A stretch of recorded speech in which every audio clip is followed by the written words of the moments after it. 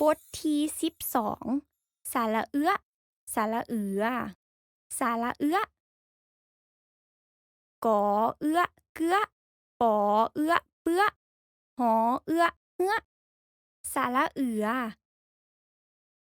กอเอือเกือสอเอือเสือมอเอือเมือฝึกฟ้องเสียงที่มีวรรณยุกต์กอเอือเกือไม่โทเกื้อบอเอือเบื่อไม่เอกเบื่อสอเอือเสือไม่โทเสือฟังและเว้าตามคำศัพท์กอเอือเกือเกือสอเอือเสือเสือ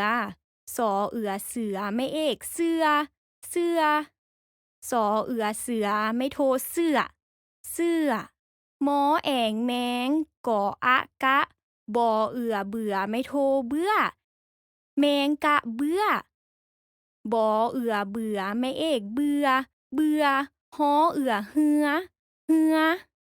คอเอือเคือ มอไอไม่ไม่โทไม่เคือไม่หมออากมากขอเอือเขือมากเขืออ่านตามคำศัพท์ลุมนี้เกลือเสือเครือไม้เสื้อเบื่อมากเขือเสือเหือ